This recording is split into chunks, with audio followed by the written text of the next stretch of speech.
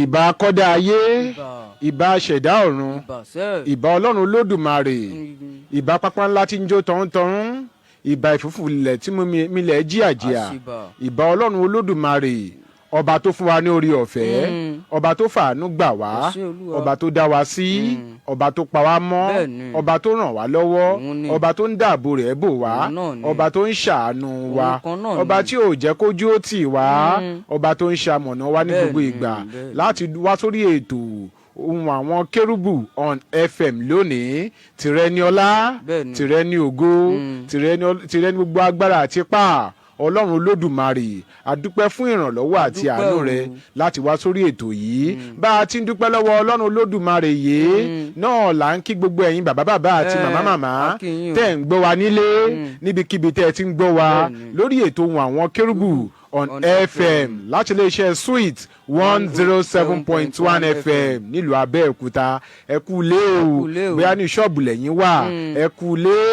bóyá nínú yàrá lẹ́yìn wà, ẹ kú lé, bóyá nínú ibiṣẹ́ lẹ wà, ẹ kú lé, bóyá ọ́fíìsì la ti ń kí yín, ẹ kú lé. Lágbára Ọlọ́run Olódùmarè, ojú rere rẹ̀, ìbùkún rẹ̀, ọlá rẹ̀, ìdáǹdè rẹ̀, òye ìtùnú rẹ̀ yóò jẹ́ tiwa lórúkọ Jésù Kristi. Olabusi. Tí a bá ń sọ̀rọ̀ nípa ìjọ Ọlọ́run, ìjọ Ọlọ́run kì í ṣe ibi ìtajà bí ibi èrí, ibi mímọ́ tí a ti yà sọ́tọ̀ fún àwọn ènìyàn mímọ́ ni. Èyí ni mo fi ń kí yín káàbọ̀ sí àkọ́tún ètò Ohun Àwọn Kérúbù on FM ní ìkànnì Sweet 107.1 FM. Ọlámídé Olabusi lórúkọ tèmi, ọmọ ògo ẹ̀rí, ọmọ ọlọ́jà ló ń kí yín káàbọ̀ sí àkọ́tún ètò Ohun Àwọn Kérúbù on FM lónìí. Mo gbà á ládùúrà wípé ilé ògo tá à ń lé yẹn ni Ọlọ́run á mú wa débẹ̀ ní ayọ̀ àti àlàáfíà. Àmín àmín àmín. Bọ́lá Ọlábùsí ti ń kí gbogbo wa, òun náà nèmi náà ń kí yín káàbọ̀ sórí ètò yìí o. Òun ni mò ń sọ wípé níbikíbi tá a bá wà tá a ti ń gbóhùn Ọlọ́run lẹ́nu mi, níbikíbi tá a wà, gbọ́ mi dáadáa, mọ ohun tó máa sọ nípa ènìyàn, jẹ́ kó jẹ́ ohun tó mọ̀ nípa ẹ̀, yé sọ ohun tójú rẹ̀ ò tó, ohun tójú rẹ̀ ò tó a máa ba yé ẹni jẹ́, ohun tójú rẹ̀ ò tó a máa dàrin àjọ ènìyàn rú, ohun tójú rẹ̀ ò tó a máa dàjọ́ Ọlọ́run rú, ohun tójú rẹ̀ ò tó a máa bẹgbẹ́ jẹ́, ohun tójú rẹ̀ ò tó tó ń sọ a máa bọ gbàjẹ́, ohun tójú rẹ̀ ò tó tó ń sọ a máa dàdúgbò rú. Mọ̀ dáadáa wípé ohun tó ń sọ ohun tójú rẹ̀ tó ni tó sì rí bẹ́ẹ̀. Èyí ni mo fi ń kí káàbọ̀ sórí àkọ́tún ètò Ohun Àwọn Kérúbù on FM láti iléeṣẹ́ Sweet 107.1 FM ní òkè tèmídìrẹ nílùú Abẹ́òkúta. Ajínrere Michael Adébọ̀wálé Adéoyè lórúkọ tèmi, ọmọ babaládùúrà níkọ̀tún, bàbá ìjọ lórí rédíò. Ohun ẹni tí ń kígbe ní ìjọ ayé, ẹ̀tún ọ̀nà Olúwa ṣe. Ẹ káàbọ̀ sórí ètò tòní.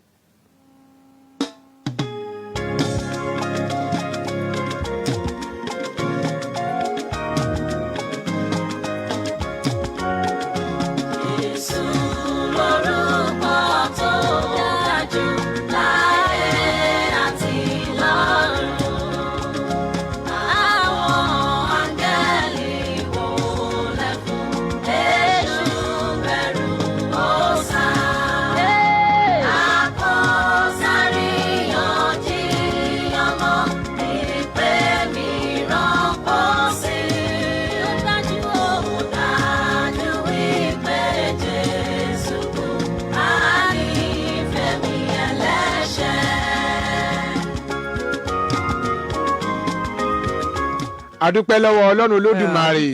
bá a ṣe kọ́kọ́ fìyìn tá a fi ọlá fún orúkọ tó ga jù láyé àti lọ́run, nítorí pé àwọn áńgẹ́lì ń wólẹ̀ fún, èṣù bẹ̀rù ó sá, bẹ́ẹ̀ ni kò sáàríyànjiyàn mọ́, ìpè mìíràn ò sí, ó sì dájú gbangba wípé Jésù kú àní fèmí ẹlẹ́ṣẹ̀. Ọlá bá a ti sọ kalẹ̀ sórí ètò Ohun Àwọn Kérúbù lónìí náà la ṣe ní ká mú àwọn nǹkan kan wá, àlá àwọn nǹkan kan, àwọn ìṣẹ̀lẹ̀ kankan, àwọn nǹkan tó ń ṣẹlẹ̀, àwọn nǹkan tó yẹ ká wà ìjọ Ọlọ́run àkókò yìí tó yẹ ká kíyèsí tá a kì í kíyèsí mọ́, àwọn nǹkan tó yẹ ká ṣàkíyèsí àwọn nǹkan tó yẹ kí àwa ìjọ aláṣọ funfun pàápàá ìjọ aláṣọ funfun máa ń sọ̀rọ̀ ìjọ aláṣọ funfun mò ń sọ̀rọ̀ nípa àwọn ìjọ tó ń wọṣọ àdúrà ìjọ tó bí ìjọ kérúbù àti sẹ́ráfù ìjọ celestia ìjọ church of the lord àwọn ìjọ aládùúrà àwọn nǹkan tó yẹ ká máa kíyèsí tó ń ṣẹlẹ̀ nínú ìjọ ọlọ́run lákòókò yìí tó dàbí pé tó dàbí wípé a fọkàn sí bẹ́ẹ̀ mọ́ tá a bá dẹ̀ fọkàn sí a máa rí bákan àtúndé o àwọn nǹkan ẹ̀ láwọn máa tú yẹ́bẹ́yẹ́bẹ́ lórí ètò tòní mọ́mì níbi tẹ́ ẹ wà dáàdì níbi tẹ́ ẹ wà ẹ darapọ̀ mọ́ wa lórí ètò yìí afẹ́kẹ́ ṣí ọkàn yín payá á dẹ̀ kẹ́yìn kan dẹ̀ pé yẹn kan Ọlábùsí oníkẹ́yìn kéyìn kan pé yẹn kan kó tún pé yẹn kan kéyìn kan tó mọ̀ yẹn kan kó pé yẹn kan tó mọ̀ yẹn kan kẹ́ ẹ darapọ̀ mọ́ wa kájọ wò ó gbéṣẹ́ tá a bá láǹsìn ọlọ́run ṣe bó ṣe yẹ kó rí nìyẹn ṣé ọ̀nà tó yẹ kí ìjọ ọlọ́run gbà nìyẹn ṣé bó ṣe yẹ ká máa ṣe nìyẹn apá abẹ̀yẹn gangan là ń lọ lórí ètò Ohun Àwọn Kérúbù on FM lónìí mo ń bọ̀ náà.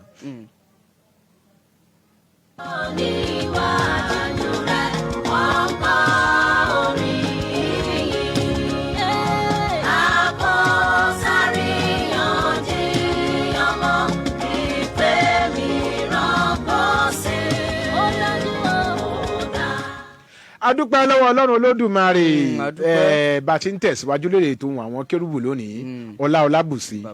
àti gbogbo àwọn tó ń gbọ́ mi nílé nǹkan àkọ́kọ́ tó yẹ kí ìjọ aláṣọ funfun kọ́kọ́ ṣàkíyèsí tó yẹ ká ṣiṣẹ́ lé lórí dáadáa òun ni irú àwọn èèyàn tá à ń gbé síwájú nínú ìjọ ọlọ́run irú àwọn èèyàn tá à ń gbé síwájú wípé kí wọ́n máa sọ̀rọ̀ irú àwọn ènìyàn tá à ń gbé síwájú èèyàn lè ní ìpè lóòótọ́ àkọ́kọ́ ó fẹ́ kí gbogbo àwọn ikọ̀ àti ìríjú ọlọ́run alààyè kan mọ̀ wípé tá a bá ń dúró sí iwájú tá a bá ń sọ̀rọ̀ níwájú ìjọ kì í ṣe pé nítorí pé àwa la dáa jù kì í ṣe tó pé àwa la mọ́ jù kì í ṣe tó pé àwa la pé jù kì í ṣe tó pé àwa la dáa jù ní gbogbo nǹkan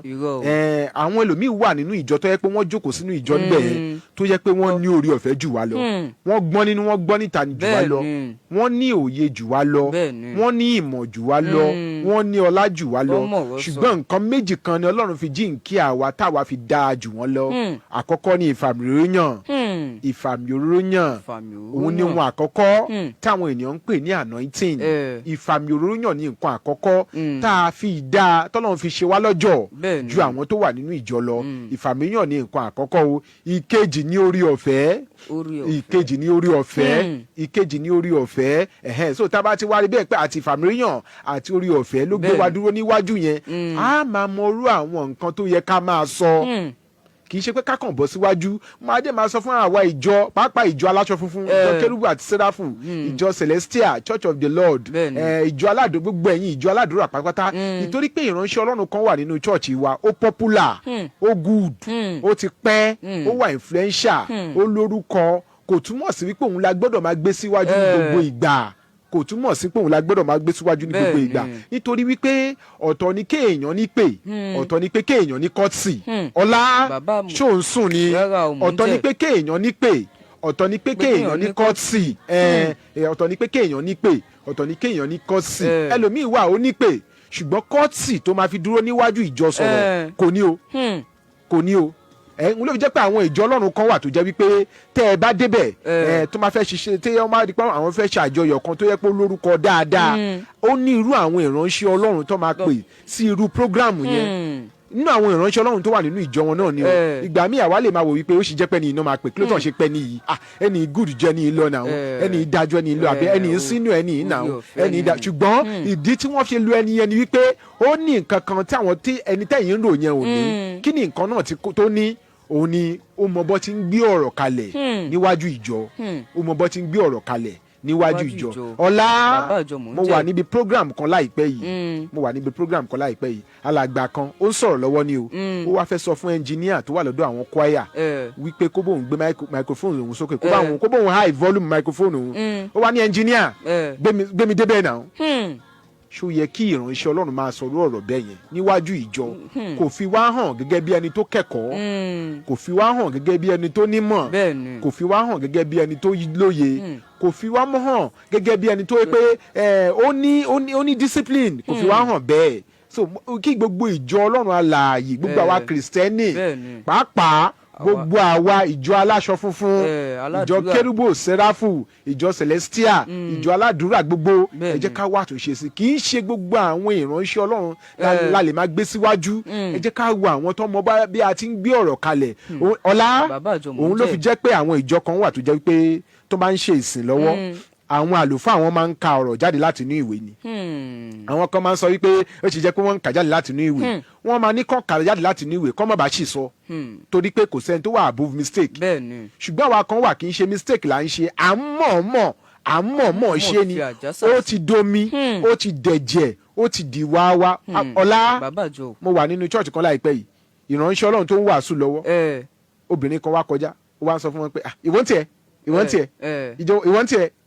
ìjọ ọlọ́kọ ẹ súnmọ́ ẹgbẹ́ yìí ṣé ó yẹ ká máa sọrú nǹkan bẹ́ẹ̀ níwájú ìjọ ènìyàn ṣé ó yẹ ká máa sọrú nǹkan bẹ́ẹ̀ yẹn kò yẹ kó rí bẹ́ẹ̀ ètò Ohun Àwọn Kérúbù on FM ló ń lọ lọ́wọ́lọ́wọ́ à ń bọ̀ náà.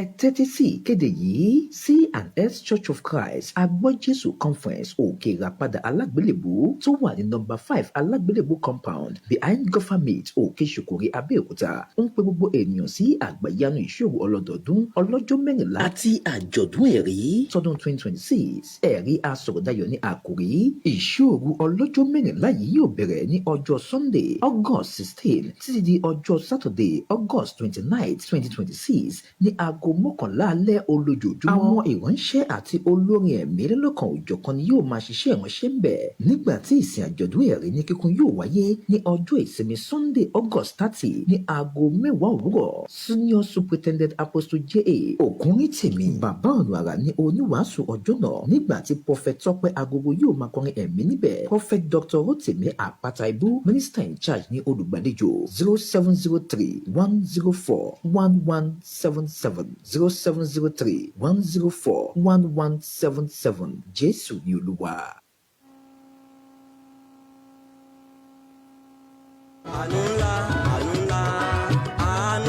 Psalm 103 verse 11 Bíbélì wípé nítorí pé bí ọ̀run ti ga sí ilẹ̀ bẹ́ẹ̀ lé àánú rẹ̀ tóbi sí àwọn tí ó bẹ̀rù rẹ̀. Gbogbo ẹ̀yin ọmọ Ọlọ́run ẹ jẹ́ ká tún jọ péjọpọ̀ yìn ọba àwọn ọba nínú ìkórè àgbàtọdún yìí ẹgbẹ̀rún ahọ́n adult harvest thanksgiving and elevation service ti ìjọ Godwell parish Sacred C&S Ọlọ́run tẹ̀dúà fún Gbalaja headquarter tó wà ní 50 Olúwo road ìsàlẹ̀ àbẹ̀tù Abẹ́òkúta Ògùn State Nigeria. Àkòrí tọdún yìí la pè ní Great Mercy àánú ńlá. Friday 25th of September ní praise banquet níbi tá a ti máa pẹ̀lú ẹgbẹ̀rún ahọ́n yin Ọlọ́run ọba àwọn ọba pẹ̀lú àwọn olórin ẹ̀mí tó láàmìlaka nígbà tí ìsìn dúpẹ́ ẹgbẹ̀rún ahọ́n tọdún yìí máa wáyé ní Sunday 27th of September 2026. Gbogbo ètò nínú ilé ìjọsìn wọn. Oníwàásù ọjọ́ náà ni Reverend Prophet Adeniran Peter Olúwaṣeun JP Reverend Apostolic Mother Prophetess Elizabeth Olútadé Church Prophetess Senior Apostle Prophet O Olútadé Afúngbalaja Minister in Charge Superintendent Apostle Prophet Dr. M.A. Olútadé Adédìran Afúngbalaja Founding Father His Most Eminent Elder Apostle Prophet Dr. S.A. Alao JPDD General Superintendent and Supreme Head Sacred C&S Worldwide. Má ṣaláì wá torí pé àánú ńlá ń dúró dè ọ́. Àkókò ní ìwájú rẹ̀ wọ́n kọ́ orin yìí. Àkọsáríyànjẹ. Ẹ káàbọ̀ padà sórí ètò Ohun Àwọn Kérúbù on FM láti iléeṣẹ́ Sweet 107.1 FM ní òkè tèmídìrè nílùú Abẹ́òkúta. Ọlá ohun tá à ń sọ ni àwọn nǹkan tó yẹ kí àwa ìjọ Ọlọ́run alààyè tó yẹ ká wá ká ṣàtúnṣe ẹ̀. Ó ń ṣẹlẹ̀ káàkiri gbogbo àwọn ìjọ o ó ń ṣẹlẹ̀ káàkiri gbogbo àwọn ìjọ ó yẹ ká ṣàtúnṣe ẹ̀ ó yẹ ká wá pa abẹ yẹn máa ń sọ àwọn ìránṣẹ́ Ọlọ́run tí wọn ò mọ bọ́ tí ń gbé ọ̀rọ̀ kalẹ̀ níwájú ìjọ òun ṣe ibi tó yẹ ká ti máa dáṣà kì í ṣe ibi tó yẹ ká ti máa lo slangs ó yá gbé mi débẹ̀ ká kàn lo àwọn language tí ò yẹ ká máa lò nínú ìjọ Ọlọ́run alààyè èyí táwọn kan ń lò tí ò yẹ káwa máa lò èyí táwọn tó yẹ pé táwọn kan bá ń lò ó yẹ káwa máa sọ fún wọn wípé irú ẹ̀ ń ṣe ibi tó yẹ káwa ti máa lò àwa náà tí wọ́n ń bá wọn lò àìjẹ́ ká ṣàtúnṣe pàápàá ìjọ Kérúbù àti Séráfù ìjọ Celestia ìjọ aládùúrà gbogbo àwa ìjọ tá à ń wọṣọ funfun ẹ jẹ́ ká correct ẹ̀ ìtorí pé ìránṣẹ́ Ọlọ́run kan popular ní church wa ìtorí pé mo bọ́ ṣe minister ìtorí pé ó lórúkọ ìtorí pé ó sound kò túmọ̀ sí pé ó ní courtesy tó bá tó àkókò tó fẹ́ ṣe nǹkan tí ò bá ti mọ bọ́ ṣe ń gbé ọ̀rọ̀ kalẹ̀ ẹ má jẹ́ ká lò ó kó má bàa mú ìtìjú wá fún wa. nǹkan kejì tó yẹ ká kíyèsí gẹ́gẹ́ bí ìjọ ní irú àkókò báyìí ọlá ṣó wà ń bẹ̀ ṣá nǹkan kejì tó yẹ ká kíyèsí ó dára ká yin Ọlọ́run lóòótọ́ ó dára ká yin Ọlọ́run ọjọ́ ìsinmi ọjọ́ tó yẹ ká fi yin Ọlọ́run lóòótọ́ àwọn ẹ̀sìn tá à ń ṣe àwọn àkókò tó yẹ ká fi yin Ọlọ́run lóòótọ́ ká sin Ọlọ́run nítorí ọba tó sìn ọba tó yìn ni ṣùgbọ́n àkókò tí a fi ń jó tá a fi ń pàtẹ́wọ́ ti pọ̀ jù ó ti pọ̀ jù àkókò tá à ń fi sílẹ̀ fọ́rọ̀ Ọlọ́run lọ ní ọ̀pọ̀lọpọ̀ ìjọ lénìí ọ̀la mo lọ sínú ìjọ kan wọ́n dẹ̀ jó wọ́n wá fún ìwàásù ní 15 minutes tá a bá ń ṣe bẹ́ẹ̀ yẹn à ń pa ọ̀rọ̀ Ọlọ́run díẹ̀ ni ká má dẹ̀ gbàgbé wípé ọ̀rọ̀ Ọlọ́run gangan ni ọ̀pákùntẹ̀lẹ̀ tó gbé ìjọ ró ìwé mímọ́ dẹ̀ jẹ́ kó yẹ pé láì ọ̀rọ̀ rẹ̀ kalẹ̀ ní ọ̀run ó gbé ọ̀rọ̀ rẹ̀ ga ju orúkọ rẹ̀ lọ fún ìdí èyí ẹ jẹ́ ká sa ipá kárí pé à ń fi àkókò gbogbo àwọn àkókò tá a fi ń jó yẹn gbogbo àwọn àkókò tá a fi ń pàtẹ́wọ́ yẹn ẹlòmíà pàtẹ́wọ́ aṣọ ayé arábíà gbogbo àkókò tá a fi ń pàtẹ́wọ́ yẹn àwọn bàbá wa lọ́jọ́ ọjọ́ òun nínú ìjọ aláṣọ funfun wọn kì í pàtẹ́wọ́ wọ́n ń ṣàríyá ni wọn kì í pàtẹ́wọ́ àríyá dẹ̀kẹ̀rẹ̀ nǹkan ẹ̀mí ni so ìdí tá a fi gbọ́dọ̀ máa ṣe bó ṣe yẹ ká ṣe nìyẹn nítorí pé tá a bá ṣe bẹ́ẹ̀ a kàn rí pé ọ̀pọ̀lọpọ̀ ìgbà àwọn nǹkan tó jẹ́ tẹ̀mí kò ní máa wọlé sí wa lára ọ̀rọ̀ ẹ̀kọ́ ọ̀rọ̀ Ọlọ́run a gbọ́dọ̀ mú lókùnkúndùn ju ijó àtẹ̀wọ́ àtafẹ́fẹ́ yẹ̀yẹ̀ lọ nínú ìjọ kò sí ọ̀rọ̀ Ọlọ́run mọ́ ọ̀rọ̀ Ọlọ́run pọ́nbélé mọ́ nínú ìjọ Ọlọ́run lé ní kò sí ojúlówó pọ́nbélé ọ̀rọ̀ Ọlọ́run mọ́ nínú ọ̀pọ̀lọpọ̀ ìjọ mọ́mọ́tìsìn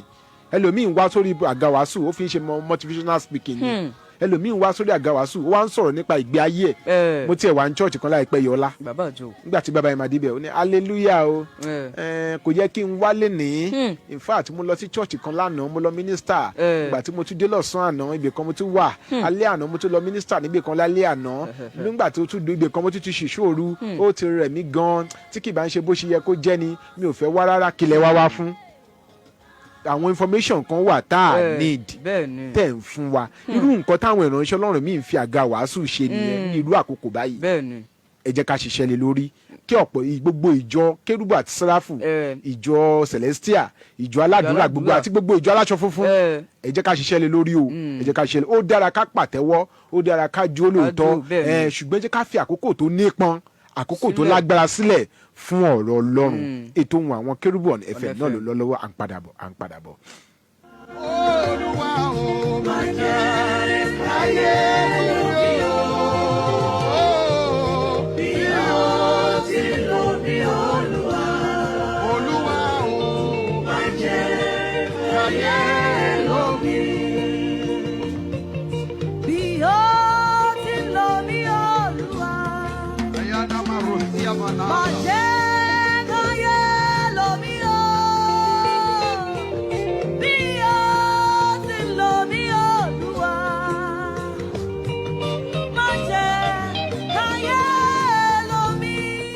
bẹ́ẹ̀ ni bí o ti ń lò mí káyé èṣù ẹ̀ṣẹ̀ ọ̀tá kó má lò mí o káyé má pọ́n mi lójú o kọ́tà má pọ́n mi lójú o àwọn tó ń gbọ́ mi nílé náà kí ipa ayé pé èṣù kó má lágbára lórí gbogbo wa ètò Ohun Àwọn Kerubu on FM náà ló ń lọ lọ́wọ́lọ́wọ́ láti lè ṣe Sweet 107.1 FM ní Òkè Tèmídire nílùú Abẹ́òkúta bàbá ìjọ lórí rédíò àti Olabusi àwọn lẹ̀ ń gbọ́ lọ́wọ́lọ́wọ́ yẹn ọlá nǹkan mìíràn tó yẹ kí ìjọ àwa kìrìsìtẹ́nì kó tó yẹ ká ṣiṣẹ́ lé lórí ní irú àkókò yìí pàápàá àwa ìjọ aláṣọ funfun òun ni irú àwọn program tí à ń ṣe ṣó mọ̀ pé irú àwọn program tí à ń ṣe yìí òun ló máa sọ irú àwọn èèyàn tó máa wà ní chọ́ọ̀chì wa irú àwọn programs tá à ń ṣe yìí òun ló máa sọ irú àwọn èèyàn tó máa wà ní chọ́ọ̀chì wa ẹ jọ tẹ bá lẹ̀ ń ṣe program ẹ̀ ń ṣe ọ̀sán 41 days òru 41 days 41 days day and night tẹ̀ ń ṣe irú àwọn èèyàn ò lè fẹ́ kó wà ní church yìí náà ṣáwọn tí ò ní iṣẹ́ lọ́wọ́ la fẹ́ kó wà ń bẹ́ẹ̀ ni ṣáwọn tí ò ní iṣẹ́ ṣé tẹ bá ń ṣe 40 days 40 nights 41 days 40 nights tẹ bá ń ṣé tí professor bá wà nínú church yìí ṣó máa ráyè wá ṣé tí lawyer bá wà nínú church yìí ṣó máa lè wá ṣé tí medical doctor bá wà nínú church yìí ṣó máa lè wá ṣé members of board of directors company kan tó bá wà ní church yìí ṣó máa lè wá ṣé bank manager ṣé tó bá wà nínú church yìí ṣó máa lè wá daddy mummy àǹtí àti bọ̀dá tẹ̀ ń gbọ́ mi lọ́wọ́lọ́wọ́ ẹ wo bí church yìí ṣe rí ẹ wo irú àwọn èèyàn tó wà ń bẹ̀ èmi ò pè èèyàn kan ní low class o ṣùgbọ́n wo calibre irú àwọn èèyàn tó wà ń bẹ̀ ẹ rí i pé irú àwọn program tẹ̀ ń ṣe ló ń sọ irú àwọn èèyàn tó ń dara mọ́ yín irú àwọn program tẹ̀ bá dẹ̀ ń ṣe yẹn ẹlòmíì ń sá sábẹ́ program yẹn kò ní ṣiṣẹ́ ania ẹ ṣàmọ̀ pa ní program ní church ẹ ṣàmọ̀ pa ní program ní church ẹlòmíì ò níṣẹ́ lọ́wọ́ ẹlòmíì níṣẹ́ lọ́wọ́ kò mú lókùnkún dùn ẹ jẹ́ ká ṣiṣẹ́ lórí àwọn program yìí àwọn ìsìn tá a bá ṣe láàárọ̀ sunday tá a bẹ̀rẹ̀ sunday school 9 tá a bẹ̀rẹ̀ sí ní 10 tá a ṣì wà lẹ́nu ẹ̀ di 4 ẹ má jẹ́ ká gbàgbé wípé nínú church yìí wa àwọn ẹlòmíì wá tó jẹ́ pé obìnrin ni wọ́n wá church yìí wa tó jẹ́ pé ọkọ wọn ò bá wọn wá ṣé a máa láyọ̀ nínú pé kán padà sílé kọ́kọ́ wọn kí wọ́n mọ́lẹ̀ kó bẹ̀rẹ̀ sí ní lù wọ́n nígbà tó tẹ́ pé èmi gan ò tí ì dáná oúnjẹ àárọ̀ fọ́kọ ẹ̀ èmi ìdáná oúnjẹ àárọ̀ gan kò tí ì ṣe tọ̀sán ẹlòmíì ilé wa tàdé tí ń wá ó ṣọ̀tọ̀tọ̀ ó rí lọ́tọ̀ọ̀tọ̀ ìdí tá a fi gbọ́dọ̀ máa wo orú àwọn ìsìn tá à ń ṣe nìyẹn ẹ jẹ́ ká kíyèsí o gbogbo àwa tó pa máa ṣèsìn ìsìn yà bẹ̀rẹ̀ láti monday náà ni tó bá tún di sunday ti sunday yẹn ìsìn ọpẹ́ tẹ́lẹ̀tẹ́lẹ̀ nínú ìjọ aláṣọ funfun saturday pápá ìjọ kérúbù àti sáráfù saturday náà máa ń ṣe ìṣòru saturday náà máa ń ṣe ìṣòru tó bá ṣe ìṣòru ní saturday tó bá di sunday wọ́n á ṣe ìsìn ọpẹ́ yẹn láàrin aago 10 sí aago 12 ó ti tán kó ní kálukú máa lọ́lé ẹ̀ ṣùgbọ́n gbà yẹn la máa láà ṣe sin aago 3 àwọn èèyàn wá ṣì wà nísìn àwọn ọmọ tó ń lọ sí skul níjọ́ monday àwọn tó ń lọ bíṣẹ́ níjọ́ monday ṣé wọn ò ní lọ bíṣẹ́ ni ẹ̀yin àgbààgbà ẹ wọ ọ̀rọ̀ yìí wò ọ̀la mo pè yẹn kan ní ó yẹ kí n lọ síbi àjọ̀dún kan níjọ́ kan mo á pe ẹni yẹn pé má bínú o ìtòsí ọ̀dọ̀ yín báyìí ni mo wà o bọ̀ mí má bínú pé mi lè wá sájọ̀dún yín ó ní àwọn sì wà lẹ́nu àjọ̀dún lọ́wọ́ sọ pé aago mélòó ló lù ó ti ń lọ bí 6:30 wọ́n sì wà lẹ́nu àjọ̀dún wọn ò tí ṣe wàásù gan mo wá ń sọ fún ẹni tó lájọ̀dún yẹn níbi ọjọ́ kẹta àbọ̀jọ́ kẹta parí mo ní tó wáyé pé nínú ìjọ yín àwọn working class gidi wọ́n wà nínú ìjọ yín ni ṣé máa ṣàjọ̀dún di aago 6 àbọ̀ débi aago 7 ẹ jẹ́ irú àwọn programs tá à ń ṣe nínú ìjọ wa ló ń sọrú àwọn èèyàn tó ń wá sínú ìjọ wa ẹ má jẹ́ ká fi ọwọ́ ìmẹ́lẹ́ ká fi ìmẹ́lẹ́ lélẹ̀ ká fi ọ̀lẹ lélẹ̀ ká fi àwáwí lélẹ̀ nípasẹ̀ àwọn programs tá à ń ṣe nínú ìjọ wa ọ̀rọ̀ rẹ o fún gbogbo ẹ̀yin ìjọ lọ́rùn alààyè pàápàá ìjọ aláṣọ funfun ọ̀rọ̀ rẹ à ń padà bọ̀.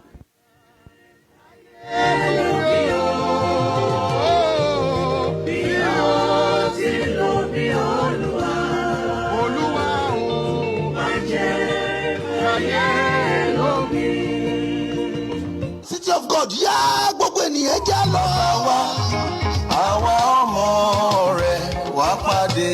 wa Olúwa. The question of CNS, Union City of God, Obada City, member of CNS Unification, number 1, Olonda Village, Obada City, Ewekoro Local Government, Ogun State, ń pẹ́ gbogbo ènìyàn. Sí ibi àjọ̀dún ìkórè lọ́dún 2026, ṣé ó ṣe ní ọjọ́ àìkú ọjọ́ 16 oṣù kẹjọ, Sunday 16 August 2026, àjọ̀dún yóò máa bẹ̀rẹ̀ ní dédé agogo 10 òwúrọ̀. Àkọlé àjọ̀dún, ta ni ọba ògo yìí? Who is the king of glory? A ó gbọ́ Ọlọ́run lẹ́nu bàbá wa, Reverend Dr. Ṣé Akínkùnadé, àwọn òjíṣẹ́ Ọlọ́run àti àwọn òtòkù ìlú yóò wà níbi àjọ̀dún. Àwọn olùgbàlejò Brother Òjó Isaac, anniversary chairman, Brother Omítádé Olúwatómilọ́lá, anniversary secretary, senior reverend mother Dámilọ́lá Ògúnrínú, church administrator, olùgbàlejò àgbà, venerable Mrs. Prophetess F.A. Olúgbémilékè Fátóyìnbó, JP, minister in charge, fún ìtọ́ni àti àdúrà. Ẹ gba àwọn ìrọ̀ ìbánisọ̀rọ̀ wọ̀nyí 08034875245 07054634772. Ẹ máa yọ̀ o, ayọ̀ ní tọmọ Ọlọ́run.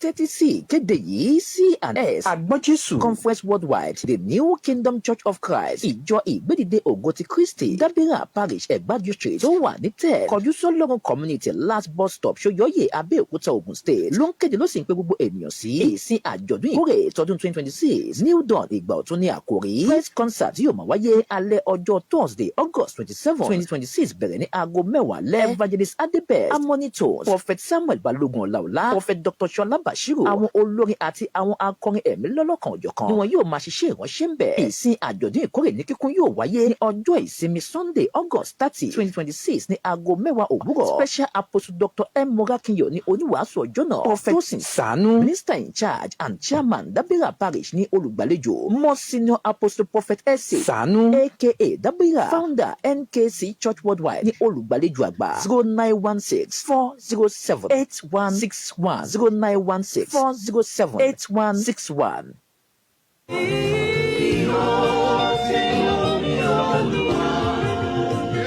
ẹ káàbọ̀ padà sórí ètò Ohun Àwọn Kérúbù on FM láti iléeṣẹ́ Sweet 107.1 FM Olabusi àti bàbá ìjọ lórí rédíò àwa lẹ̀ ń gbọ́ lọ́wọ́lọ́wọ́ lórí ètò tòní adúpẹ́ ọlá adúpẹ́ lọ́wọ́ ọba àwọn ọba olúwa àwọn olúwa ọlá à ń sọ lẹ́ẹ̀kan ẹ má bínú gbogbo ẹ̀yin tẹ̀ ń gbọ́ wa nílẹ̀ àmà tó ṣojú òpó sílẹ̀ ọ̀rọ̀ tá à ń sọ lẹ́ẹ̀kan ọlá ń pé kí àwa ìjọ Ọlọ́run ká mọ irú àwọn ìsìn tá a máa ṣe irú àwọn programs tá à ń ṣe kí ló dé tí program ṣe pọ̀ láti Monday di Sunday àmàlà máa ṣe ọ̀sán mẹ́ta òru mẹ́ta ọ̀sán méje òru méje àwọn àfàdúrà jagun máa gbàdúrà lọ́sàn-án àwọn alóore máa gba tiwọn láàárọ̀ ṣáwọn èèyàn ò ní lọ bí iṣẹ́ ni ẹ jẹ́ ká ṣiṣẹ́ lórí àwọn nǹkan wọ̀nyí ẹ jẹ́ ká wà ìjọ pàápàá àwa ìjọ aláṣọ funfun ẹ jẹ́ ká ṣiṣẹ́ lé lórí kéèyàn máa gorí òkè máa jẹ̀mú 14 days 41 days mo gbéṣẹ́ fún èèyàn kan jọ kan kò lọ bí iṣẹ́ kò ṣiṣẹ́ yẹn catering ló ń ṣe èèyàn kan nídìí kan bá ṣe chinchin a dẹ̀ gbé contract yẹn fún contract 450,000 kí ló dé tó òṣìṣẹ́ àwọn oníṣẹ́ ó ní dádì òun wà lórí òkè má jẹ̀mú òun dẹ̀ máa wà pẹ̀lú wọn fún 14 days yẹn òun ò dẹ̀ gbọ́dọ̀ jáde òun ò láǹfààní láti jáde in fact go after 14 days yẹn òun tún sì máa lo 3 days pẹ̀lú wọn iṣẹ́ oníṣẹ́ kò ṣe mo wá ń sọ wípé ṣé tó bá jẹ́ bank manager wà lè jókòó ti dádì ẹ lórí òkè má jẹ̀mú 14 days ṣé tó bá jẹ́ nurse wà lè jókòó ti dádì ẹ lórí òkè má jẹ̀mú ṣé tó bá jẹ́ ọ̀gá ọlọ́pàá wà lójú kò ti dádìẹ lórí pàápàá èèyàn ọmọ ìránṣẹ́ Ọlọ́run tó jẹ́ wípé ẹ ti ní mentality wípé táwọn bàbá yín bá ti ṣiṣẹ́ tán bá ti sùn nínú Olúwa ẹ̀yin lè máa di olórí ìjọ ẹ̀yin náà wá fi ṣe ẹ̀yin lẹ̀ ẹ̀yin máa lọ bá wọn pín 225 owó ọmọ Léfì ẹ jẹ́ ká ṣàtúnṣe o ẹ jẹ́ ká ṣàtúnṣe àwa ìjọ irú àwọn time tá a fi ń ṣe program wa ẹ jẹ́ ká máa consider ìgbéyàwó àwọn ọmọ ìjọ ẹ jẹ́ ká máa consider iṣẹ́ wọn ẹ jẹ́ ká máa consider pé àwọn náà ní life tiwọn náà láti live tó bá ń sin Ọlọ́run iṣẹ́ wọn ò gbọ́dọ̀ bàjẹ́ ilé wọn ò gbọ́dọ̀ dàrú ẹ jẹ́ ká máa kíyèsí àwọn nǹkan yẹn ọ̀la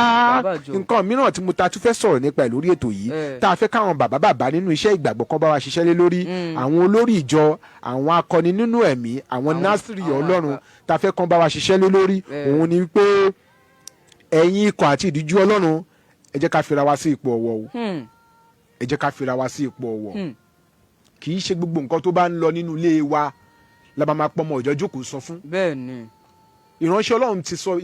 mi ti sọ̀rọ̀ ẹ̀dẹ́ ni ẹ̀tẹ́ ó ti sọ̀rọ̀ ẹ̀dẹ́ ni ẹni yẹ̀yẹ́ níwájú ọmọ ìjọ nítorí pé ọmọ ìjọ yẹn ní change lọ́wọ́ díẹ̀ ọ̀rọ̀ ìyàwó ẹ̀ òun ló ń sọ fún ọ̀rọ̀ àwọn ọmọ ẹ̀ òun ló ń sọ fún òun gan ló tún fẹjọ́ ara ẹ̀ sùn báwo làrin fín òṣè ní wọ̀ báwo lọmọ ìjọ òṣè ní gbàlagbà létí báwo nígbà tẹ́tijọ́ ń fìdí gbó chíà kan náà báwo ni àwọn ọ̀rọ̀ ìdọ̀tí kò ṣe ní jáde ẹ jẹ́ ká fira wa sí ipò ọ̀wọ̀ ọba ni wá láàyè wa ẹnu gbogbo nǹkan kọ́ lọ́ba máa ń sọ ìránṣẹ́ Ọlọ́run mi nítorí nǹkan tó fẹ́ jẹ nítorí nǹkan tó fẹ́ rí ó ti sọ rẹ̀ ẹ̀dẹ́ ni yẹ̀yẹ́ níwájú àwọn ọmọ ọjọ́ ẹ jẹ́ ká kíyèsí ara wa nítorí pé tá a bá ń ba lọ báyìí kò sọ̀rọ̀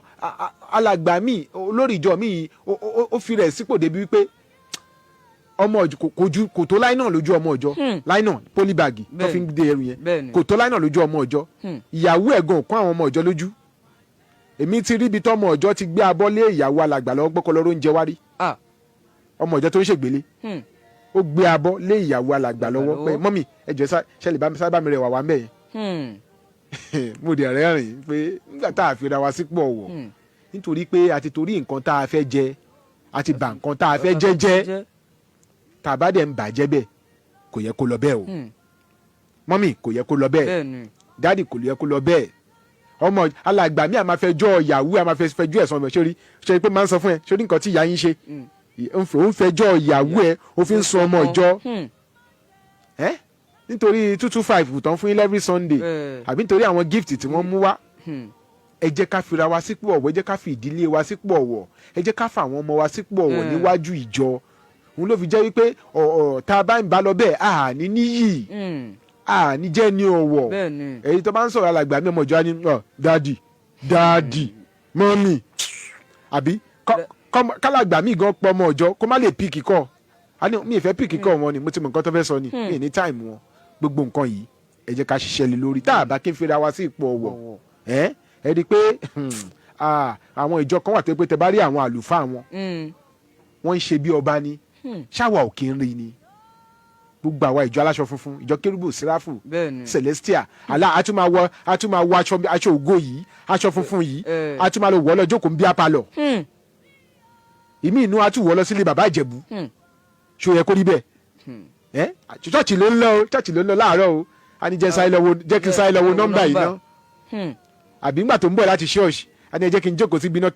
kí n mùgò bíi méjì ṣẹ́ni pé àfihàn wa sí ipò ọ̀wọ̀ àbí ńgbà táwọn èèyàn wọ ní ṣọ́ọ̀ṣì tẹ́rí pójú wọn tutù ẹni tẹ́ ẹ̀ mọ history ẹ̀ tẹ́ ẹ̀ mọ ibi tó ti ń bọ̀ tẹ́ ẹ̀ mọ nǹkan tó ń lọ àkọjá tẹ́ ti ń gba nọ́mbà tẹ́ ti ń ba chat ń pẹ́ fẹ́fẹ́ nítorí pé ẹ ti pé change díẹ̀ wà lọ́wọ́ ẹ̀ ṣe pé àfihàn wa sí ipò ọ̀wọ̀ ẹ jẹ́ ká kíyèsí o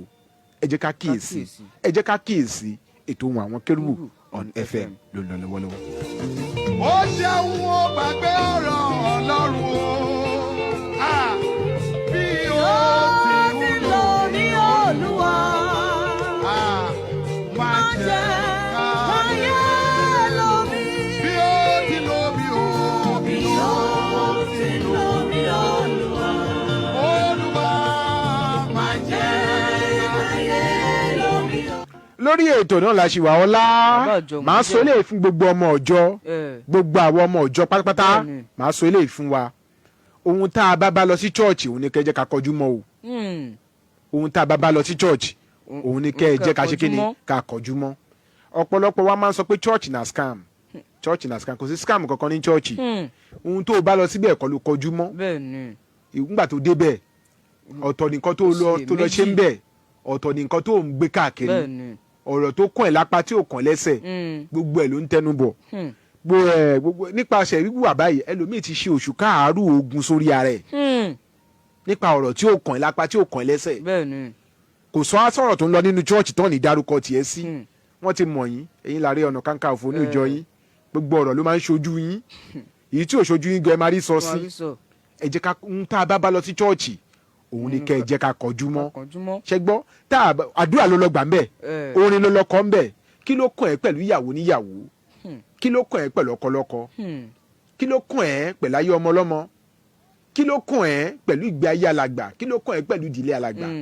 kí ló kàn ẹ́ wípé aṣọ kan ni èèyàn kan wọ̀ kí ló kàn ẹ́ bẹ́ẹ̀ èèyàn kan múra rárá bí àwọn múra rárá kí ló kàn ẹ́ pẹ̀lú bí èèyàn kan ṣe ṣojú ẹlòmíì àtàmọ̀ ló máa ń bá lọ chọ́ọ̀chì ẹ̀rí bọ́ yẹn ṣẹṣẹ yẹn ni ẹ̀yin náà ń bá wí ṣé àmọ́ kọ́ ẹ̀yin náà ń bá wí ni ẹ̀yin ló ń bá wí ẹ̀yin ni àǹtí rúsídà bọ̀dá tó ń dábìlì sì sílẹ̀ ẹ̀yin ni kí ló dé ohun tá a bá lọ sí chọ́ọ̀chì òun ní jíkà ìka kọjú nípa ṣíṣe bẹ́ẹ̀ òun lọ́pọ̀lọpọ̀ èèyàn ti ru oṣù ká ogun sórí ààrẹ o ogun tẹ́lómi ń bá wí lénìí ọ̀rọ̀ tí ò kàn lápá tí ò kàn lẹ́sẹ̀ ohun tí ò kàn lápá tí ò kàn lẹ́sẹ̀ tó lọ fẹnu sí òun ló dá ogun sínú ayé ẹ̀ ètò Ohun Àwọn Kérúbù on FM náà ló ń lọ lọ́wọ́lọ́wọ́ a máa ṣojú òpó lẹ̀ báyìí fún gbogbo àwa tá a bá ní ohun kan tàbí mìíràn 0707-316-0403 0707-316-0403 tàbí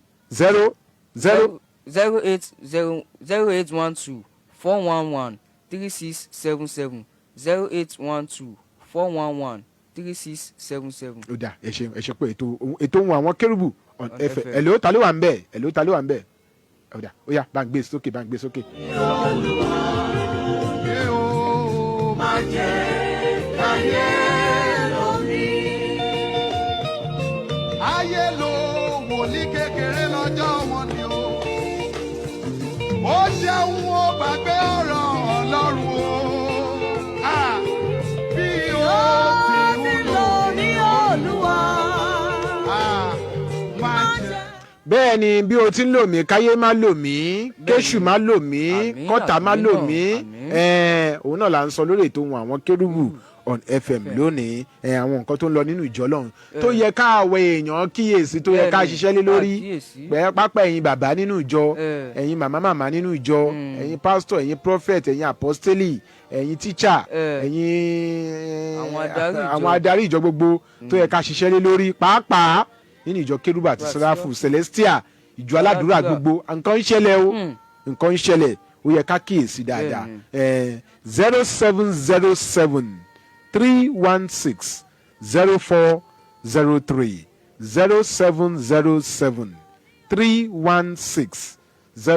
0707-316-0403 tàbí 0812 411-3677 0812 411-3677. ọlá bàbá àjọ mò ń jẹ́ nǹkan míì tí mo fẹ́ ká kíyèsí nínú ìjọ wa nínú àwọn ìjọ tá à ń lọ ẹ jẹ́ ká kọ́ bọ́ tí ń bọ̀wọ̀ fún ara ẹni ẹ jẹ́ ká kọ́ bí wọ́n ti ń bọ̀wọ̀ fún ara ẹni ṣé mo pé oníkálukú wá láti ilé ẹ̀ lọ́tọ̀ọ̀tọ̀ ni bẹ́ẹ̀ni àwa sí chọ́ọ̀chì ni oníkálukú ló ní ohun tó jẹ́ nínú ilé ẹ̀ so tó o bá dé chọ́ọ̀chì má rí gbogbo èèyàn bí ẹgbẹ́ ẹ̀ àwa kan wà tó yẹ pé tó bá ti dé chọ́ọ̀chì báyìí gbogbo èèyàn ló máa ń rí bí ẹni tó o jù lọ gbogbo èèyàn ló máa ń rí bí ẹni tó o gbọ́n jù lọ gbogbo èèyàn lẹ́ni tó máa ń rí tó pé o fi gbogbo nǹkan jù lọ ẹlòmíà wo ìyàwó alágbẹ́ ẹ̀ báyìí á wo bí igi ìṣáná ni pé ọmọ ọdún mélòó ni ọmọ ọdún mélòó ni ọmọ ọdún mélòó ni ẹ má jẹ́ ká máa ṣe bẹ́ẹ̀ ní àwọn ìjọ àkọ́kọ́ wọ́n ríra wọn ẹ rí pé Paul Apostle gan tó bá fẹ́ báwọn èèyàn ará ló máa pè wá arákùnrin arákùnbìnrin ará nínú Olúwa ló máa ń pè wá ẹlòmíà dé ṣọ́ọ̀ṣì báyìí á fẹ́ lè pè ìyàwó alágbẹ́ ẹ̀ lórúkọ tálágbẹ́ ẹ̀ bá kéré gan á fẹ́ lè pè lórúkọ kò yẹ kó rí bẹ́ẹ̀ kò yẹ kó rí bẹ́ẹ̀ ibi tá a ti ń bọ̀wọ̀ fún ara ẹni ni àwọn ìjọ àkọ́kọ́ wọ́n bọ̀wọ̀ fún ara wọn lọ́pọ̀lọpọ̀ làgbóyè ṣe wà láàrin wọn òun lè ṣe máa ráwọn ìjọ kan ní brothers and sisters bọ̀yẹ̀ yín báyìí Ṣẹ́gun Bọ́lá Kẹ́hìndé tẹ́ bá rẹni tó ń pè yìí èmi ti lọ ṣọ́ọ̀ṣì kan rí tó yẹ pé bàbá 55 náà ń pè ní Kọ́lá bàbá 55 tó ti fẹ́ wọ 60 tán náà ń pè ní Kọ́lá ni wọ́n larúkọ mọ́ lórí ṣùgbọ́n ṣé wáyé tí familiarities bá ti wà láàrin wa àti nǹkan méjì tó máa ń sábà fà nínú ìjọ nìyẹn familiarities bóyá ẹmọ kékeré yẹn nìyẹn tẹniyẹn wá dẹwà tó wá dàgbà sínú ìjọ tọ́lọ́ ń gbédé ipò gẹ́gẹ́ bí alàgbà àbí tó ní ìpè lórí familiarities máa ń cause irú problem bẹ́ẹ̀ ìkejì ní ìtàn tí máa tẹ̀ máa respect gbogbo yẹn Ṣọlá ni máa respect tó yẹ pé nígbà tó kúrò lókè Èjìgbò ló wá sí kí náà ń pè ló wá sí Òkè Ìbùkún ìgbà tó kúrò lókè Ìbùkún ló wá sí Abíọ́láwé bàtà kúrò lábíọ́láwé láti lọ sí abúlé ọlọ́nì ìtàn ẹ jẹ́ ká kọ́ bí a ti ń bọ̀wọ̀ fún ara ẹni ṣe tẹ́yìn ò bá ní respect fúnra yín nínú chọ́ọ̀chì yín tẹ́ bá ń larúkọ mọ́ra yín tàbí tẹ́ ẹ̀ address ara yín anyhow àwọn èèyàn ojú mi ò ní lè wọlé tó bá wọlé gan wọn ní lè dúró torí pé a ní courtesy jura wa lọ ẹni tó darapọ̀ mọ́ yín yẹn mọ́rú àwọn ìjọ tó ti darapọ̀ mọ́ tẹ́lẹ̀tẹ́lẹ̀ mọ́ bọ́ ṣe ń treat ara wọn níbẹ̀ mọ́ bọ́ ṣe ń bọ̀wọ̀ fúnra wọn níbẹ̀ mọ́ bọ́ ṣe ń gbéra wọn níyìn níbẹ̀ mọ́ bọ́ ṣe ń fọlá fúnra wọn nígbà tó wá dé ní church títí tó di pé ń ṣẹlẹ̀ yín kàn máa ń larúkọ mọ́ra yín lórí anyhow ṣé wá rí nígbà míì kì í ṣojú orí nìkan ló máa fi ń respect èèyàn tó bá débò mi tó bá rẹni tó ti bímọ tó bá respect ẹ nítorí pé ojú ọmọdé respect ẹ nítorí pé ìyálé ilé ni tó bá respect ẹ nítorí pé ojú ọmọdé respect ẹ nítorí pé baálé ilé ni òun ló fi jẹ́ pé lẹ́nìí àwọn ọmọlẹ́yìn kì í lè bọ̀wọ̀ fún aṣíwájú kú náà ò lè bọ̀wọ̀ fún ọmọlẹ́yìn ẹ jẹ́ ká ṣàtúnṣe àwọn àtúnṣe inú ìjọ wa ètò Ohun Àwọn Kérúbù lẹ́ ń gbọ́ lórí ètò láti lè ṣe Sweet 107.1 FM ní Abẹ́òkúta ẹ̀yin tẹ́ ẹ wà ń lé bí ẹni náà fẹ́ dá sọ̀rọ̀ tó wà ń lẹ̀ yìí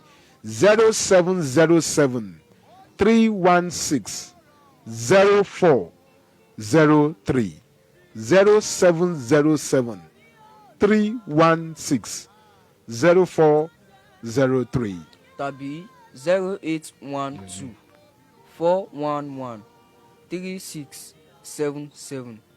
0812 411 3677. àdúpẹ́ ẹ bá ń gbé sókè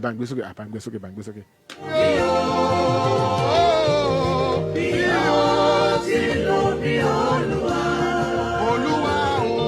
máa jẹ́ káyé lómi. Bí ó ti lọ ní Olúwa, Ayana marosi amana. má jẹ́ káyé lọ mí o. Bí ó ti lọ ní Olúwa, má jẹ́ káyé lọ mí. bẹ́ẹ̀ ni kí ayé èṣù ẹ̀ṣẹ̀ ọ̀tá kó má lò wá o. Àmín. A dẹ̀ máa sọ báyìí fún àwa tá a jẹ́ ikọ̀ àti ìríjú nínú àwọn ìjọ wa káàkiri. Ẹ jẹ́ ká lẹ́ẹ̀mí kíyèsára o bẹ́ẹ̀ni. nípa ọ̀rọ̀ ìgbéyàwó àwọn ọmọ òjọ. Ẹ jẹ́ ká lẹ́ẹ̀mí kíyèsára bẹ́ẹ̀ni. tó bá ti ń di wípé ìwé mímọ́ sọ pé ohunkóhun tí òun Ọlọ́run bá ti sọ pọ̀ kẹ́nikẹ́ni kó má ṣe yà wọ́n. bẹ́ẹ̀ni. tó bá ti wá di wípé nígbà tó wá ń sọ̀rọ̀ bí àárín àwọn èèyàn kan ṣe dàrú wọ́n ti ń dárúkọ àwa ọ̀tá jẹ́ aṣíwájú ìjọ nínú ẹ̀ ipa tá a dẹ̀ kò bójú mu bẹ́ẹ̀ni. kò dá tó kò dá tó. bẹ́ẹ̀ni. èmi ti rí church tọkọ àtìyàwó tán ní misunderstanding láàrin ara wọn lóòótọ́ ọkọ jẹ̀bi ẹ wá fún ọkọ ní suspension ìyàwó dúró nínú church ó ń kọrin nígbà tọkọ wá dé láti suspension ìyàwó wa ń sọ fún yín wípé òun ò gbà láyé pé tọkọ òun bá dúró nínú church pé òun máa kúrò ní òun lọ. ìjọ wa ń sọ fọ́kàn pé kọ́kọ́ kúkú máa lọ o torí àwọn lè afford káwọn lose ìyàwó o ṣé ipa tó dára kó yẹn gẹ́gẹ́ bí ìjọ ẹ jẹ́ ká máa ṣàtúnṣe tó bá ti di pé alàgbà ìjọ ti ń tẹ̀lé ìyàwó lọ sí kóòtù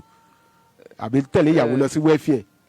lọ́ba rojọ́ mọ́kọ ẹ̀ lẹ́sẹ̀ lọ́ba jẹ́ ẹlẹ́rìí mọ́kọ àbí tó bá ti di pé alàgbà ìjọ ti ń tẹ̀lé ọkọ lọ sílé ẹjọ́ lọ́ba ṣe ẹlẹ́rìí tako ìyàwó ẹ̀ ṣẹ̀wọ̀n kó kò yẹ kó rí bẹ́ẹ̀ kò yẹ kó rí bẹ́ẹ̀ ìjọ ní láti jẹ́ apẹ̀tùsáwọ̀ ni ọ̀pọ̀lọpọ̀ ilé ló dàrú lónìí ọ̀la èmi rí church tó jẹ́ pé alàgbà ìjọ àti èèyàn kan nínú church wọ́n jọ àti obìnrin kan nínú church ọjọ́ ń dọ̀rẹ́ kọ̀kọ̀ àṣírí tú sọ́kọ ẹ̀ lọ́wọ́ nígbà tá àṣírí tú sọ́kọ ẹ̀ lọ́wọ́ ọkọ wa wò ó wípé kóun pe àwọn àgbàgbà nínú ìjọ kan bóun ó kọ́ pé àwọn àgbàgbà bíi méjì kan pé ẹwọ̀rọ̀ yìí òun ò fẹ́ dójú ti dáàdì ni o òun rí àwọn nǹkan tóun rí nìyí ó dẹ̀ rí evidence clean evidence pé àwọn nǹkan tóun rí nìyí o òun ò fẹ́ dójú ti dáàdì ni o alàgbà wa pè pàdé alàgbà wa ń sọ wípé nonsense ló ṣe yẹn nonsense ló ṣe yẹn tágbàlagbà bá ṣiṣẹ́ ọmọdé náà ló máa bá àgbàlagbà tágbàlagbà bá ṣiṣẹ́ ọmọdé náà ló máa bá àgbàlagbà kí ló tó wàá bá mi fúnra rẹ̀ mo wá ń wò ó wípé ṣé iṣẹ́ Olúwa ti wá sọ wá di ajẹ̀bí mámọ̀ ni ṣé ọjọ́ orí ṣó máa ń sọ̀yàn di ajẹ̀bí mámọ̀ ṣẹ́ni báwo èèyàn bá ṣe intervene nínú báwo ta péra wa ní ikọ̀ àti ìríjú ṣẹ́ni bá ṣe intervene nínú ọ̀rọ̀ ìgbéyàwó ṣẹ́ni bá ṣe ń dalé àwọn èèyàn rú èèyàn kan tiẹ̀ fìtara bá mi sọ̀rọ̀ níjọ́ kan ó ní ìjọgán pẹ̀lú reason tí single mother ṣe kún tàbá yìí ó ní ìjọ ó ní mo ní kí ló dé ó ní ẹ wò ó ṣé wọ́n lè sọ fún obìnrin tó wà lábẹ́ ọkọ pé kó nìṣó fún ìsọjí kan níbi kan kọ́ lọ fọ́dísẹ̀ méjì kó má bójú wẹ̀yìn ṣó easy kẹ́ ẹ sọ fún sísítà kan tó wà lábẹ́ ọkọ tí ìgbéyàwó ẹ̀dẹ́ dúró dáadáa kẹ́ wá sọ pé kó nìṣó fún rural evangelism kó lọ fọ́sẹ̀ mẹ́ta kó má bójú wẹ̀yìn ibo ló fẹ́ káwọn ọmọ sí oníṣẹ́ wa rí wípé nísìn ìjọgán ńláyọ̀ pé kílé àwọn èèyàn má dúró ẹ̀yin ikọ̀ àti ìríjú ẹ̀yin alàgbà ẹ̀yin aládùúrà kérúbù àti sẹ́ráfù celestia ìjọ aládùúrà gbogbo ẹ jẹ́ ká ṣàtúnṣe àwọn nǹkan yìí nínú àwọn ìjọ wa ọ̀rọ̀ rèé o fáwọn àti abáfẹ́ dá sítábà ló ń kọ́ tàbí òmíràn láti sọ 0707 316 0403 0707 316 0403 tàbí 0812 411 3677 0811 411 3677. àwọn nọ́mbà tẹ̀lé àǹfààní hello ta ló wà ń bẹ̀ ó dà ẹ bá ń gbé sókè. Olúwa o, máa jẹ́ káyé lómi o.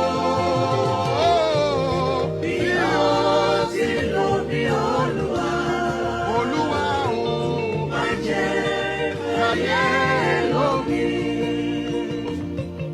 Bí ó ti lọ mí Olúwa, Ẹ̀yà náà máa rò sí àmàlà. má jẹ́ káyé lọ mí o. Bí ó ètò Ohun Àwọn Kerubu FM náà ló ń lọ lọ́wọ́lọ́wọ́ láti iléeṣẹ́ Sweet 107.1 FM ní òkè tèmídìrè nílùú Abẹ́òkúta. Mú èyí wá lára ọ̀tọ̀ ni nínú àwọn iṣẹ́ ìwádìí tá a ṣe káàkiri nínú àwọn ìjọ Ọlọ́run gbogbo, àwọn àbẹ̀wò tá a ń ṣe káàkiri òun la ti rí eléyìí. àrí bẹ́ẹ̀ ni kọ́lọ́run Olódùmarè kó ràn wá lọ́wọ́. La ṣe ń kàn sí gbogbo ẹ̀yin bàbá ní C&S Unification káàkiri, C&S Unification káàkiri, gbogbo Organization of African Instituted Churches OAIC, Christian Association of Nigeria. Nǹkan ń ṣẹlẹ̀ nínú ìjọ o, nǹkan ń ṣẹlẹ̀ nínú ìjọ, nǹkan ara mẹ́wàá ń ṣẹlẹ̀ nínú ìjọ káàkiri. Ṣùgbọ́n àwọn ìpéjọpọ̀ ìlú yẹ kó jẹ́ bí regulatory body fáwọn ìṣẹ̀lẹ̀ tó ń ṣẹlẹ̀ nínú ìjọ káàkiri. Ṣùgbọ́n kí ló dé tó rí bẹ́ẹ̀ tó wá di pé àwọn ìránṣẹ́ Ọlọ́run àkókò yìí a kàn ń dá ọwọ́ wú, à ń ṣe nǹkan bó ti wù wá, à ní ta ló fẹ́ mú mi, ta ló fẹ́ bí mi, ikọ̀ àti ìríjú Ọlọ́run ni mí. Dèní lé ní bàbá wa nínú Olúwa ni ò gbà wípé nǹkan táwọn ṣe ò tọ́ sí kan lára àwọn ọmọ ìjọ àwọn. Ọ̀rọ̀ yìí ló padà gbé bírọ́dà yìí kúrò nínú ìjọ wọn. Ẹ̀ńdọ́ ọ̀rẹ́ ẹ̀ kọ̀kọ̀ pẹ̀lú ìyàwó níyàwó. Ọkọ mọ̀ kò fẹ́ dójú tì í gbangba, ó wá pe àwọn àgbààgbà méjì ní pé kán bọ́ọ̀hún bójú wo ọ̀rọ̀ yìí. Ẹ ti wá ń sọ fún pé nonsense ló ṣe, nonsense ló ṣe yẹn, nonsense ni. Tágbàlagbà bá ṣiṣẹ́ ọmọdé náà ló máa bẹ àgbàlagbà. Kò yẹ kó rí bẹ́ẹ̀ o, kò yẹ kó rí bẹ́ẹ̀. Àwọn èdè tí wọ́n ń lò nínú ayé ni a kì í lò nínú ìjọ. Mo dẹ̀ máa ń sọ kankan fún wa, ṣẹ́rí gbogbo àwa bàbá because you are an elder doesn't make you a spiritual elder. Ìtorí kò jẹ́ àgbà nínú ara kò pè é lágbà nínú ẹ̀mí. Rárá kò pè é lágbà nínú ẹ̀mí. Nítorí bá ń sọ̀rọ̀ nípa àgbà nínú ẹ̀mí, a lè ní pé kí ọmọ 40 dúró ká ní kí bàbá 60 máa lọ. Nítorí pé nǹkan tẹ̀mí la fẹ́ sọ, a fẹ́ ṣe nǹkan kan ṣẹlẹ̀ nínú ilé èèyàn kan, kí la fẹ́ ṣe sí nínú ẹ̀mí. Ẹ jẹ́ ká fẹ̀mí darí. Ìjọ nǹkan kan ṣẹlẹ̀ nínú ìjọ, ẹ jẹ́ ká gbàdúrà sí ká fẹ̀mí darí. Nǹkan kan ṣẹlẹ̀ nínú afẹ́fẹ́ èèyàn kan sípò, afẹ́fẹ́ èèyàn kan sípò oyè kan, ẹ jẹ́ ká fẹ̀mí dání ká fi síbẹ̀, ẹ jẹ́ ká fẹ̀mí darí. Nǹkan tẹ̀mí èèyàn lè dàgbà nígbà míì kó dàgbà lọ́jọ́ orí, ṣùgbọ́n kí nǹkan tẹ̀mí má yé kó dẹ̀ yé ọmọdé ju àwọn atájágbàlagbà lọ. So tá a bá ń sọ pé àgbàlagbà ni wá náà rárá kò yẹ kó rí bẹ́ẹ̀, kò yẹ kó rí bẹ́ẹ̀. Ètò Ohun Àwọn Kérúbù náà lẹ̀ ń gbọ́ lọ́wọ́lọ́wọ́ láti ilé iṣẹ́ Sweet 107.1 FM ní òkè tèmídìrè nílùú Abẹ́òkúta. Àdúpẹ́ fún ètò tòní. 0707-316-0403 0707-316-0403 tàbí 0812-411-3677 0812-411-3677. bí ó ti lọ mí Olúwa, má jẹ́ káyé lọ mí. Bí ó Tí ló mi Olúwa, má jẹ́ káyé lómi o. Tí ló mi Olúwa, má jẹ́ káyé lómi. Ayé lo wòlíì kékeré lọ́jọ́ wọn ni o. Ó ṣeun ó gbàgbé ọ̀rọ̀ Ọlọ́run o. Bí ó ti ń lò mí Olúwa, má jẹ́ káyé lọ mí. bí ó ti lò mí o. bẹ́ẹ̀ ni bí Olúwa ti ń lò mí káyé má lò mí, kéṣù má lò mí, kọ́tà má lò mí, kí ipa iye ipa èṣù pọ̀ tà kó má lágbára lórí mi àti gbogbo ọkàn tó ń gbọ́ mi níbikíbi tẹ́ ẹ wà. Ọlọ́run Olódùmarè yóò jùmọ̀ wà pẹ̀lú wa. Màá dẹ̀ máa sọ eléyìí fún gbogbo àwa màmá òbí àtàlágbàtọ́, gbogbo òbí àtàlágbàtọ́ táwọn bá ti ní kọ́ ọmọ wa wá ṣègbélé ní chọ́ọ̀chì, ẹ jẹ́ káwọn ọmọ wa máa lọ bí iṣẹ́ wọn, ẹ jẹ́ kó máa lọ skul wọn. Tó bá dalẹ̀ àwa náà ṣègbélé ní chọ́ọ̀chì kan o, kò sí ìgbélé tó sọ pé kéèyàn má níṣẹ́ lọ́wọ́ o, kò sí ìgbélé tó sọ pé kéèyàn má kàwé o. Èmi ti rí ẹni tí wọ́n sọ pé kó wà ní ìgbélé títí tó máa fi lọ́lé ọkọ rí. tó pé church dẹ̀ ló ń gbà lọ tó fi kàwé bẹ́ẹ̀ ni. tó fi níṣẹ́ lọ́wọ́ tó fi church ló ń gbà lọ nítorí pé ẹni yẹn ní àìsàn kan tàbí òmíràn àwọn bàbá dẹ̀ ń gbàdúrà fún bẹ́ẹ̀ ni. church ló ń gbà lọ ó kàwé ó gboyè ó níṣẹ́ lọ́wọ́ ṣùgbọ́n nísìnyí tó bá ní kán ṣègbélé a máa ń rí bí added advantage láti jẹ́ ọ̀lẹ láti má ṣiṣẹ́ pé jẹ́kájẹ́ kan wọ́n ti ní ìwà ń gbélé ìgbélé ni mo wà mí ń lọ́bi kankan irọ́ o àǹtí ẹ má sọ̀rọ̀ ayé di àǹtí yáàdì àbí bọ̀dá yáàdì o ṣe rí tẹ bá wà ní church yẹn tẹ́ ẹ̀ ṣiṣẹ́ nínú gbogbo ìpéjọpọ̀ láyé church wà lára ibi tí ò rányàn ń ṣe ṣe rí àwọn ẹgbẹ́ yín tọ́lọ́ ń ṣiṣẹ́ yẹn ìjọ tán bá dé wọ́n ní kẹ́ gbé báàgì. wọ́n wá ní kẹ́yìn gbé báàgì dání wọ́n fẹ́ náwó ń jọ kórè wọ́n ní kẹ́yìn gbé báàgì dání ẹ̀yin náà máa ṣe my sister my sister my sister ó ní lórúkọ Jésù ò ní ṣẹrú ẹgbẹ́ rẹ̀ ṣé wàá lẹ́yìn bọ̀dá tẹ́yìn kọ̀ tẹ́sọ́ra yín di bọ̀dá yáàdì tẹ́ ẹ̀ ṣiṣẹ́ ìjọ tó máa fi àwọn tí bọ̀dá tó lọ ṣiṣẹ́ yẹn bá dé wọ́n á fa àwọn ṣalága àkórè wọ́n wá ní kẹ́yìn máa lọ ṣọ́ màlúù ìpè mi ò ní ṣọ́ màlúù lórúkọ Jésù wọ́n ní wọ́n ti mọ̀ ń pa ẹ̀ dáadáa wọ́n ti mọ̀ ń pa wọ́n ti pẹ́ ń chọ́ọ̀chì gan wọ́n ti mọ̀ ń pa ẹ̀ dáadáa pàápàá ìyẹn àǹtí tẹ́ ẹ̀ fẹ́ ṣiṣẹ́ ìjọ tó bá di jọ́ òkórè gangan wọ́n á gbé ríbìn lẹ́yìn lọ́wọ́ ní kẹ́ máa ta ríbìn máwọn èèyàn láyà ẹ̀yin gan bọ́ọ̀bà tiẹ̀ gbé fíńgbẹ́ ẹ̀yin gan máa fẹ́ jà tó gbẹ mọ̀ pé bẹ́ẹ̀ lẹ́ ti máa rí ti bí kọ́ ẹ̀ tó máa rí díẹ̀ change díẹ̀ rọ̀ kọ́ sápò èyí ẹ lọ ṣiṣẹ́ o ẹ má sọ̀rọ̀ ẹni di àǹtí yáàdì ẹ má sọ̀rọ̀ ẹni di bọ̀dá yáàdì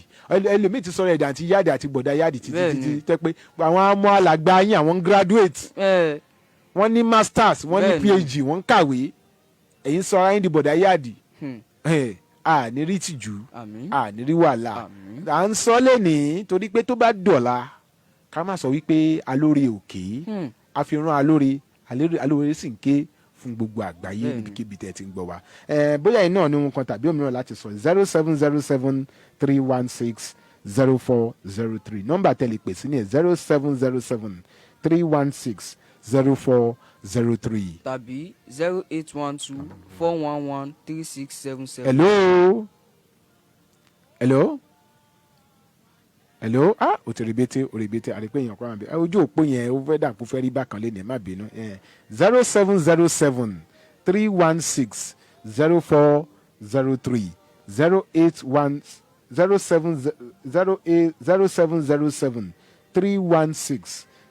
07107-316-0403 tàbí 0812-411-83677 0812-411-3677. ní nọ́mbà tẹ ní àǹfààní láti pèsè ẹ bí akin tún pe nọ́mbà yẹn lẹ́kọ̀ọ́ ó dà pójú òpó yẹn rí bákan 0707. hello ma. ẹ̀ka sọ̀sà. ẹ káàsán mà o. yes sir mrs ọláyíwọlá láti abiola òye. ẹ káàbọ̀ sórí ètò màmá wa. hello sir. à ń gbọ́ yín dáadáa à ń gbọ́ yín mà. yes sir ọlọ́run a máa fún yín ṣe dájú ẹ̀ kú wọn. yes ma. ìsàmọ̀ orí náà yóò ní gbẹ lórúkọ jésù. àmín. ọlọ́run a máa fún yín ṣe. àmín mà. yes sir. ẹ ṣe púpọ̀ mà. ẹ̀dá ní káàkiri ni o. ẹ ṣe púpọ̀ àgbà yín bọ̀. ẹ ṣe púpọ̀ màmá wa ẹ ṣe púpọ̀ màmá wa Yes, sir. mrs ọláyíwọlá láti abiolawe ni wọ́n pè wọlé yẹn wọ́n ní káwọn kí wa wípé ìfàmìlíyàn wa ò ní gbẹ lórúkọ jésù ìfàmìlíyàn tí yín náà kò ní gbẹ 0707-316-0403 0707-316-0403 tàbí 0812-411-3677 0812-411-3677. ní nọ́mbà tẹ̀lé àǹfààní láti pèsè ta ló tún wà ń bẹ̀ lóò ẹ bá ń gbé sókè bá ń gbé sókè.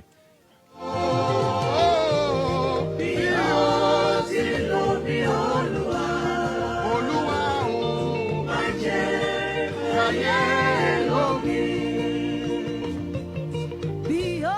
a dúpẹ́ lọ́wọ́ ọlọ́run olódùmarè tó fún wa lórí ọ̀fẹ́ tòní alóore ti ké fún gbogbo àgbáyé o ẹni tọ́rọ̀ náà tó bá tabá kó lọ ṣàtúnṣe pẹ̀tẹ̀pẹ̀tẹ̀ tà nà nípa pa ni ẹni tó bá tabá kó ṣàtúnṣe a dúpẹ́ fún orí ọ̀fẹ́ ètò tòní ẹ má bínú gbogbo ẹ̀yin tẹ̀ ń fẹ́ pè wọlé ojú òpó yẹn orí bákan lénìí ni lágbára ọlọ́run lọ́sẹ̀ tó ń bọ̀ gbogbo ẹ̀ yóò já